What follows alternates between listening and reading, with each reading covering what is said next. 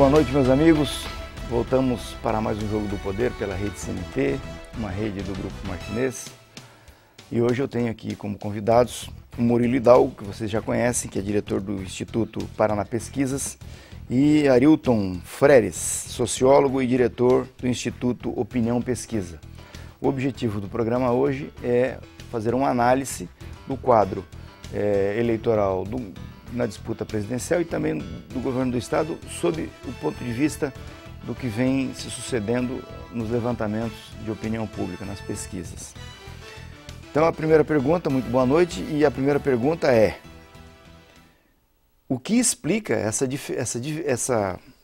diferença entre o levantamento do Datafolha e o levantamento do Ibope no Paraná?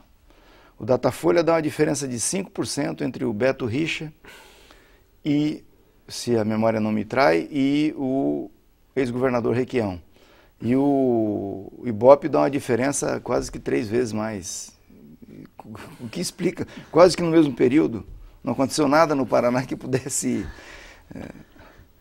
Olha, em primeiro lugar, boa noite a quem está nos assistindo. Agradecer o convite de estar participando aqui do programa. Na verdade, Rocha, são duas possibilidades. Ou nós estamos diante de um quadro de uma mudança muito grande do comportamento do eleitorado num período curto de tempo. Isso é possível, isso acontece em eleição, né? Mas não vejo nenhum fato que chame a atenção para isso. E a segunda possibilidade é que haja algum erro de um dos dois institutos. Porque não é possível você, numa pesquisa quantitativa, com uma metodologia muito parecida, margem de erro muito parecida, você ter uma realidade tão diferente. No Datafolha, o Beto aparece com... Me ajuda aqui. Acho que era 39, 33. 39. Né? E o Requião com 27. No Datafolha, 39 e 33, se não me engano. 39 e 33 no Datafolha. E no Ibope, 43 e 26. 43 e 26. Ó, é isso aqui, é disso que nós estamos falando. O Requião, o Beto aparece com 39 no Datafolha e com 43 no Ibope. O Requião aparece com 33 no Datafolha e com 26 no Ibope. Portanto, nós estamos falando de uma diferença de 6 pontos para uma diferença de 13, 16 pontos. Rocha, primeiramente, boa noite, uma satisfação estar com vocês aqui novamente. Se a gente pegar, Rocha, lógico, alguma das pesquisas, como ele falou, está errada, não tenho dúvida, alguém errou. Mas se a gente pegar dentro das margens de erro, Rocha, se você pegar o Datafolha, que ele tinha 39 por 3, ele vai a 42. Certo. Se você pegar o Ibope, 43, tirar 3, ele vai a 40. Então elas estão próximas. Se você pegar o Requião... Mas já está fora da margem de erro. No caso do Requião está fora da margem de erro. O do Requião está fora da margem de erro por 1 ponto. Agora o Beto Richa, ele está dentro da margem de erro. Não, o Requião estava com 33. Não, estou falando o Beto. Ele tinha sim. 39, 42, 43, se baixar 3, sim. 40. Está dentro. O Requião estaria fora da margem de erro. O que mostra que realmente, com relação ao Requião, há alguma coisa estranha aí. Ao meu ver, o que acontece, Rocha, principalmente com o Ibope, falando de Ibope, tá? Eu acho que, não sei se é erro do Ibope, de quem contrata, de quem faz, mas é um pouco o caso, Rocha.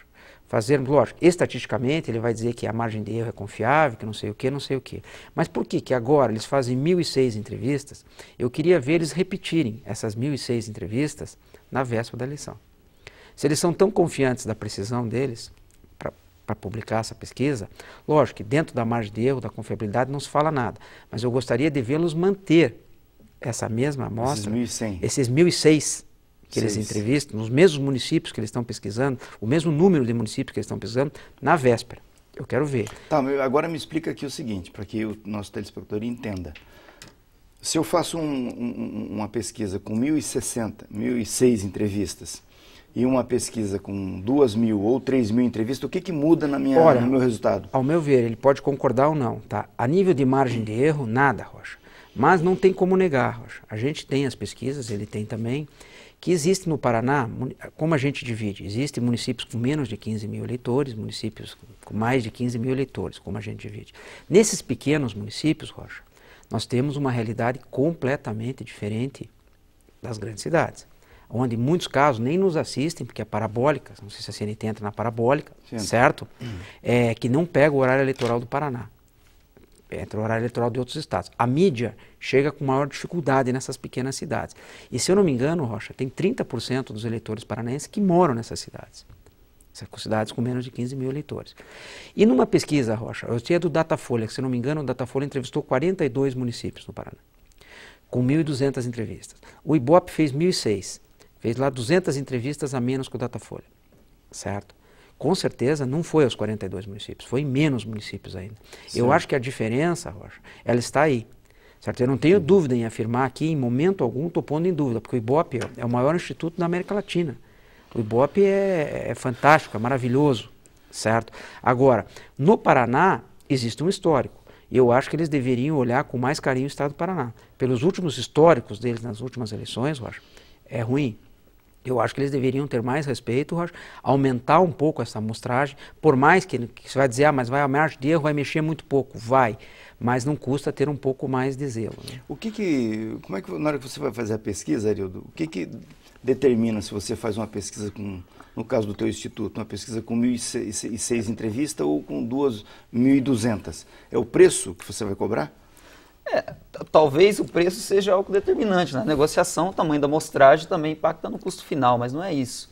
A distribuição que você vai fazer é dentro da margem de erro que você propõe entregar naquele trabalho. Agora, eu concordo com o Murilo nessa questão da divisão do Paraná. O Paraná é um estado com características muito diferentes. Você tem o sudoeste do Paraná com muita influência gaúcha, você tem o norte do estado com uma influência muito grande do estado de São Paulo, pela formação histórica do Paraná. Sim. Você tem a realidade do oeste, que é um pouco diferente. Você tem perfis de cidades até 15 mil habitantes, você tem cidades até 15 mil habitantes muito ricas no norte do estado e cidades muito pobres no sul do estado. Tem esse problema do horário eleitoral gratuito que não chega, aqui estadual não chega em todos os lugares, e você, ao fazer uma amostragem maior, você consegue fazer mais municípios e consegue detalhar mais essa realidade paranaense.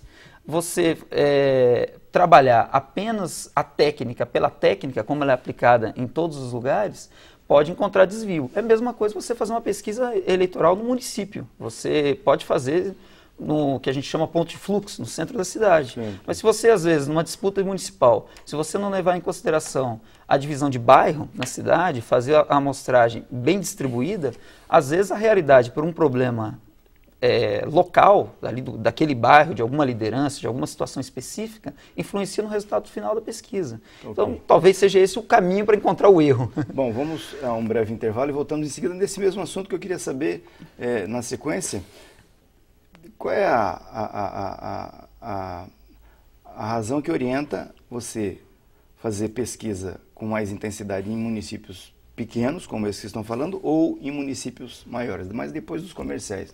Não saia daí que nós voltamos em seguida. Voltamos aos estúdios da Rede CNT, para a sequência do Jogo do Poder de hoje, com Arilton Freires e Murilo Hidalgo. Bom, nós fechamos aqui com a conclusão de que há no Paraná uma diferença de perfil de eleitor entre os municípios menores e os municípios maiores. Tá? Isso me remete a uma seguinte questão. Historicamente, não só no Paraná, mas no Brasil todo, quem está no poder tem uma tendência de ter mais prestígio nas localidades menores, né? Porque são os locais que dependem mais do governador, né? Os municípios médios e maiores têm mais receita e também têm mais capacidade de apresentar projeto e mais interlocução com o governo federal, né? Portanto, dependem menos do governador. E também tem uma massa mais crítica no eleitorado. Então, se eu vou fazer uma pesquisa, que eu estou dizendo que é o caso do Ibope, mas que eu vou fazer uma pesquisa que eu quero obter um resultado que seja mais favorável ao governo, eu faço o quê então? Eu procuro um número maior de municípios menores, mais entrevistas no município, é isso que vocês estão me dizendo aqui? Eu acho que, na verdade, depende do objetivo, né, do trabalho que está sendo feito. Isso, se o meu objetivo hoje aqui no Paraná, se eu fosse um dono de pesquisa e quisesse fazer uma pesquisa para que o governador Beto Richa aparecesse mais na dianteira do que os outros, como é que eu elaboraria esse questionário? E qual a minha massa de trabalho? Qual seria? Primeiro que não se deve elaborar uma pesquisa desse formato, isso não é uma pesquisa, isso é um trabalho muito mais de campanha ou qualquer outra coisa do que uma pesquisa. A pesquisa deve seguir o rigor técnico, né? Certo. Mas nesse caso, Rocha, talvez eu não analisei essas pesquisas que foram publicadas no detalhe. Não, por isso que eu estou dizendo, se eu fosse fazer um levantamento, vamos mudar o nome de pesquisa, levantamento, onde eu quisesse... Talvez você trabalhar com municípios onde o governador tem uma condição mais favorável, que seja esses municípios pequenos, no final você pode ter um resultado diferente, realmente, com um viés maior e beneficiar, né, um determinado candidato. Nesse caso aqui você está falando a partir da relação de governo, né, que de fato os municípios pequenos dependem mais do governador, tende a votar mais em quem está no poder, e aí você faz uma pesquisa, um trabalho, um levantamento mais direcionado, é duro chamar de pesquisa. Talvez fosse esse o caminho. Ou você trabalhar cidades como Londrina, Maringá, onde o Beto Richa tem um histórico de atuação e tende talvez ter um índice maior, você também pode acabar tendenciando o final do resultado da pesquisa. Ô Murilo, houve um esforço grande do governo de impedir a candidatura do Requião, para tentar fazer uma eleição plebiscitária do Beto contra Gleisi Hoffmann, né? Lógico, o Palácio fez isso porque tem informações, né? Tem pesquisa, o Instituto de vocês também tem. Isso explica um pouco esse esforço do governador, porque o Requião tem um RICAL, pelo fato de ter sido governador 3 vezes, tem um RICAL bom nessas localidades pequenas, né? Sempre tem um compadre dele lá, um velho militante do PMDB, um vereador, um ex-prefeito, uma liderança. O PMDB tem muita capilaridade e tem força, né? O que eu vejo, Rocha, no esforço do governo em tentar tirar a candidatura do Requião, era para fazer a eleição num turno só. Primeiro, por economia, e segundo, Rocha, que o segundo turno é uma eleição completamente diferente. Segundo turno, todo o favoritismo acaba, 0 a 0. Por quê? 10 minutos para cada um, os debates são iguais, as entrevistas são iguais, aí fica tudo igual e não existe mais a diferença dos deputados nas ruas. Porque tanto o governo federal quanto o governo estadual, eles têm muito mais estrutura do que a oposição. Então eu acho que tanto do governo estadual quanto do governo estadual, a força para tentar matar a eleição no primeiro turno realmente deve existir. Porque chega no segundo turno, Rocha, é 0 a 0 com quem quer que seja. Vamos citar o exemplo da eleição de Curitiba. O Gustavo Fruit estava em terceiro, ele ganhou do Luciano Dutti por lá 6 mil votos. Vários institutos de pesquisa lá embaixo. Se tombaram na curva. Exatamente. Não foi vários, Rocha, foram todos. Vamos ser realistas aqui. Mas uns mais, né? Que já estavam desde... Veja bem, não nenhuma pessoa, como eu digo, o IBOP é o maior instituto de pesquisa da América Latina, é o sonho de qualquer pesquisador é um dia trabalhar no IBOP. O IBOP é um exemplo, mas errou novamente aqui, inclusive na boca de urna. Aliás, não é a primeira vez que teve erro em Foz do Iguaçu, teve erro a do Requião, assim, o que a gente sempre fala, Rocha, que aqui no Paraná todos já foram beneficiados e prejudicados pelo IBOP. O Requião já foi prejudicado, já foi, mas ele também já foi beneficiado naquela eleição dos Mardias. Seria no Paraná como um juiz de futebol, às vezes dá um pênalti contra, um impedimento não marcado. Certo. Agora, então eu acho que eles não podem reclamar tanto, porque eu acho que não há má intenção do IBOP. Hipótese alguma, o IBOP é um exemplo, certo? Só que no Paraná eles estão levando um azar. O que eu diria para você hoje, Rocha, do segundo turno especificamente, o segundo turno é 0 a 0. Se deu o segundo turno no Paraná, nós vamos aqui para 0 a 0, acabou o favoritismo. Sim. E a nível presidencial também, nós vamos para uma eleição que é um escorregão, foi. Agora eu quero, antes de sair do plano estadual, para a gente entrar um pouco na eleição presidencial, eu queria, só para encerrar essa, se você, Arildo, fosse assessor do Beto, do Requião ou da Gleisi, o que você aconselharia para cada um deles, nesse momento que nós estamos, depois desse debate que teve durante a semana? Olha, eu acho que... nesse momento, existe um quadro no Paraná de que você precisa mergulhar nos pequenos municípios, fazer um trabalho de campanha que vá além da televisão. Acho que esse é o desafio dessa campanha. Dentro dessa linha que a gente está comentando aqui, da dificuldade de você penetrar através da televisão nos pequenos municípios, exige uma maior capilaridade das campanhas, né? Acho que esse talvez um dos grandes desafios para essas eleições. E as pesquisas são retratos de momento, né? com erros ou com, a gente prefere sempre estar acertando, né? Mas assim, com as dificuldades que possam existir, as pesquisas elas são necessárias, elas são um instrumento fundamental para qualquer campanha e para o processo democrático, mas que não pode ser o único meio para se balizar uma opinião política numa campanha eleitoral. Murilo, que conselho você daria? Ao Beto Richa, um esforço descomunal para tentar matar no primeiro turno. Ao Requião, segundo as pesquisas, para começar a olhar no retrovisor. A Gleice. Ela vai crescer, na tua opinião? Não tenho dúvida. A minha aposta é que a Gleice cresce e começar a olhar a Gleice no retrovisor. E a Gleice é a estratégia de ver o Requião como adversário, não como aliado. Porque se ela começar a ver o Requião como aliado, ela leva a eleição para o segundo turno, mas ela não vai. Mas no debate ela não viu ele como aliado, não. Exatamente. Então a estratégia dela no debate que houve quinta na Band, eu achei que ela acertou na estratégia, porque ela precisa, o eleitorado é o mesmo. O eleitorado ali é uma gangorra, sai de um, está vindo para o outro. Então a Gleice tem que ver o Requião como adversário e o Requião tem que começar a olhar a Gleice no... E puxar o Beto. E puxar o Beto, exatamente. Vamos para mais um brevíssimo intervalo, voltamos em seguida daí analisando a eleição presidencial. Daqui a pouquinho, não saia daí. Retornamos ao estudo da Rede CNT para a sequência do Jogo do Poder. Vamos falar um pouquinho de eleição presidencial. Bom, ocorreu a morte do Eduardo Campos, naquelas circunstâncias todas, comoção geral.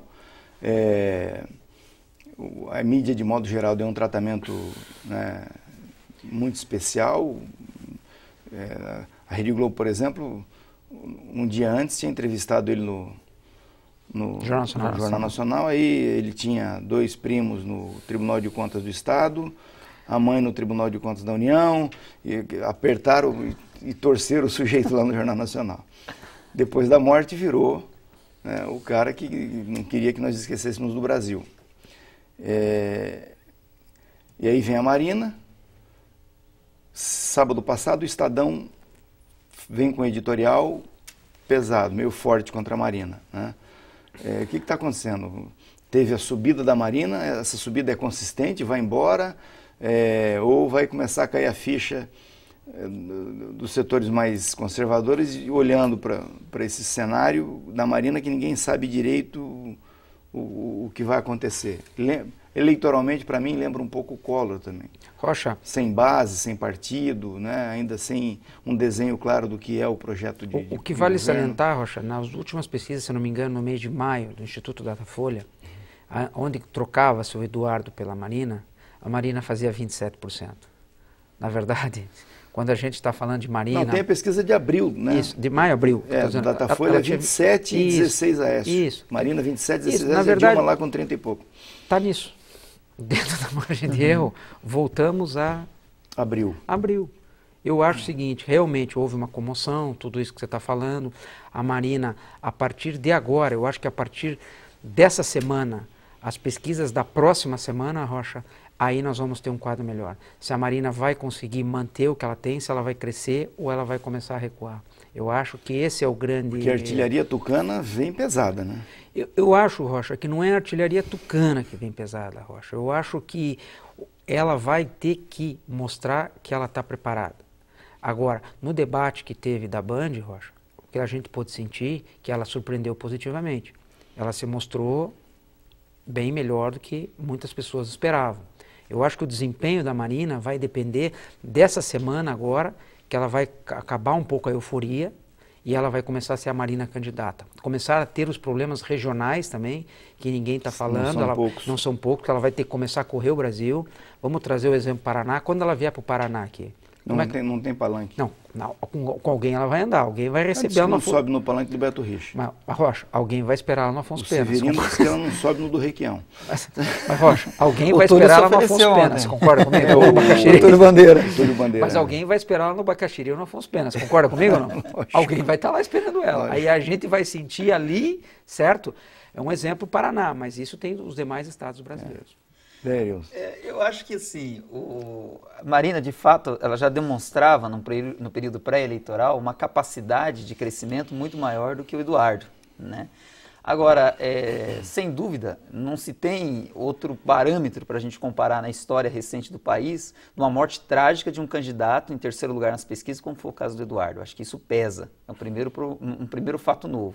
Isso criou uma comoção, vem a Marina e ela tem, de certa forma, recebido muita indicação de voto, talvez, nas pesquisas, em virtude disso. Agora, isso é uma opinião que nós não temos condições de ter certeza se ela realmente é consistente sem esperar pelo menos os próximos 15 dias. O que o Murilo falou é verdade, ela precisa primeiro resolver a casa, muito problema interno no PSB. Ela, quando entrou no PSB, ela dizia o seguinte, tinha prazo de permanência. E ainda apareceu a história do avião que está aí Depois veio a história do avião que todo o discurso dela da nova política fica desgastado. Eu acho que ela vai ter que responder muito sobre dela isso. E do Eduardo. Dela, né? E do Eduardo, claro. Né? Ela tem a dificuldade dos palanques regionais. Ela não consegue. Em São Paulo, ela não aceita subir no palanque do Alckmin, que é onde o PSB está. Não aceita o Lindbergh do PT no Rio. Não aceita aqui no Paraná o Beto Rich. Esse discurso de que a nova política pode soar bem para setores da classe média, porque não está com ninguém da política tradicional, na prática tem uma dificuldade clara. Quem é que vai fazer campanha? Quem é que vai pedir voto? Como é que vai se dar o desenrolar do dia a dia da campanha? Então são problemas que ela vai ter que lidar. Aquele aspecto que vocês abordaram nos outros blocos em relação ao Paraná, da capilaridade nos pequenos municípios onde não chega a propaganda eleitoral, onde... Como é que faz isso? Como é que Se faz? você não tem partido, gente trabalhando... Ela tem aqui, o PSB aqui no Paraná naturalmente vai fazer campanha para ela. Né? Mas precisa ir além. Ela precisava de um palanque forte, alguém que desse musculatura num estado importante como o PSB no Paraná é um partido bom e tal, mas é um partido de médio para pequeno, né? Não tem capilaridade nenhuma. Mas eu não vejo o PSB do Paraná fazendo campanha para ela, Rocha. As palavras do Severino não são muito agradáveis. Não são muito agradáveis, certo? Eu acho que a campanha da Marina Silva, ela vai tentar uma campanha direta. São as dificuldades que eu acabei de falar do PSB, ela vai apostar nisso. Que isso vai dar certo. Se isso der certo, ela terá sucesso. Agora, o que eu vejo, assim, Rocha, o principal que ela vai ter que enfrentar, Rocha, as contradições. Eu acho que esse é um grande problema para a Marina, como que ela vai lidar com isso, principalmente com o agronegócio, que eu acho que no Brasil é um país agrícola, não tem como negar. O setor produtivo em geral. Setor produtivo, como que ela vai lidar? Agora, Rocha, qual é a vantagem da Marina hoje? Ela é a novidade, né, Rocha? Sim. Certo, não temos como negar isso. Ela surgiu, e outra coisa, a candidatura dela veio num momento bom para ela, Rocha. Ela evitou um desgaste que todos os candidatos passaram, de pré-campanha, de sem tudo. Dúvida, ela está com mais gás. Sem dúvida, ela entrou mais inteira. Mais inteira, exatamente. Agora, a pergunta que eu faço para encerrar aqui, que nós estamos com um pouco menos de 2 minutos. A Dilma tem que fazer o quê? Tem que continuar mostrando o que o governo fez nesses 12 anos, 13 anos de PT no poder. É isso. Acho que a Dilma, nesse primeiro momento, é isso, e também tentar ganhar parte do setor produtivo nacional. Porque na insegurança com a Dilma, que eles preferem talvez o Aécio, e com a Marina pode preferir a Dilma. Perfeito. O Aécio, o que faz agora? O carro dele estava tentar desgastar a Marina para poder... Estava ali na vice e o carro saiu da curva e está voltando em terceiro. Como é que faz agora? Vai ter que talvez pneu estragado, desgastar a Marina e tentar recuperar uma parte do eleitorado dele. Dá tempo, Murilo? Essa é a questão, Rocha. Eu acho que ainda tem, porque nós temos muita campanha. A campanha está começando, Rocha. Eu acho que ainda tem tempo para muita coisa. Agora, o que me estranha na Dilma, que eu acho, o conselho que eu daria para Dilma, é o Lula, né? Está esquisito, Rocha. O Lula tem que aparecer mais. O Lula tem que aparecer mais. Acho que vai aparecer, né? Uma hora. Eu acho que a Dilma teria que aproximar um pouco do Lula, certo? Eu acho que esse é o grande conselho que eu daria. Você acha que eles não estão fazendo uma leitura de que é melhor deixar o Lula um pouco mais para frente, que se soltar agora vai desgastar e usa demais, depois não tem? Rocha, a última pesquisa, se não me engano, do Datafolha já trouxe a Marina 10 na frente. No segundo turno. No segundo turno. Mas aí é igual o Brasil achar que ia ganhar da Alemanha, né? Sim, passou pelo... Mas o que é o drama? Tomou de 7. O que é o drama, Rocha? Se continuar a febre marina, chega um momento que pode ser tarde. Ah, sim. Quer dizer, tem que eles saber... vão ter que trabalhar para tirar essa febre, né? O Aécio, é o que o Carlito falou, tem que torcer para a Marina escorregar. Eu acho que se a Marina escorregar, o Aécio automático sobe. Muito obrigado. Vamos fazer mais, hein? Durante a campanha aí, nós vamos analisando direitinho e vamos ficar de olho nesses institutos de pesquisa, sobretudo no Ibope, né? Para ver se ele não erra de novo. Muito obrigado a vocês todos e a vocês que ficaram comigo até agora. Um grande abraço, uma grande semana. Vamos falando durante a semana pelo www.jogodopoderparaná.com.br. No próximo domingo eu estou de volta aqui para mais um Jogo do Poder. Boa semana a todos.